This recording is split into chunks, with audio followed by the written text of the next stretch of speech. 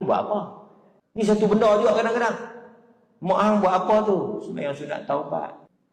Hai, tiap-tiap malam sembahyang sunat taubat ni dosa apa, Pak? Ni dosa apa, Pak? Dosa dengan abang.